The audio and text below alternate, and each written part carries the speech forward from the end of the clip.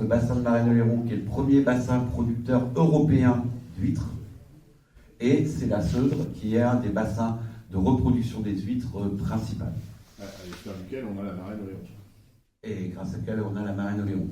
Accessoirement, plus qu'accessoirement, il y a la Gironde aussi, qui joue un rôle important dans les échanges d'effluents qui arrivent par les fleuves et qui drainent le bassin de Marais-de-Léron. L'histoire, on rappellera l'histoire du cadmium qui arrivait de Casseville et qui contaminait les huîtres. Donc voilà, je pense aux collègues apiculteurs, on s'est rencontrés ce soir et je lui ai dit, on fait le même métier. J'ai regardé un petit peu. On est des productions sentinelles et on est des productions sentinelles de la santé du milieu. En plus, nos coquillages, c'est l'océan, et l'océan, c'est le moteur et le régulateur du climat.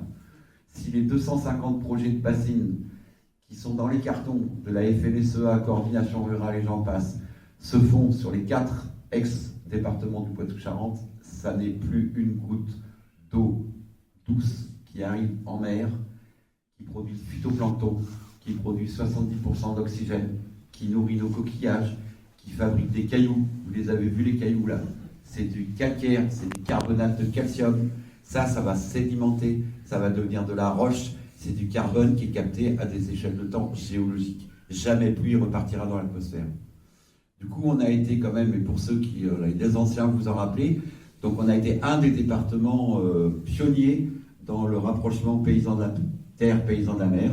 Ça date de 2006, les grosses mortalités sur les huîtres. Puis après, il y a eu 2014, etc. Et donc, voilà, à syndicat agricole. Et ce lien-là, il est primordial.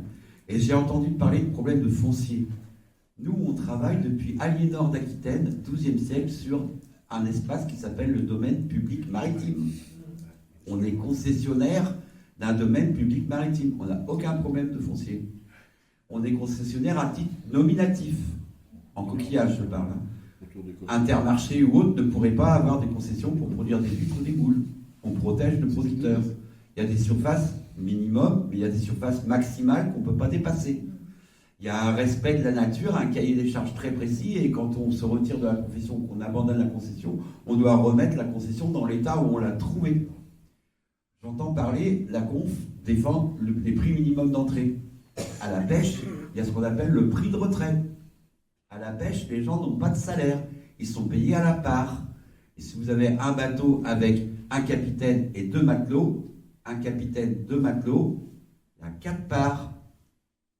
Et la première part qui est approvisionnée, c'est l'outil de travail, c'est le bateau.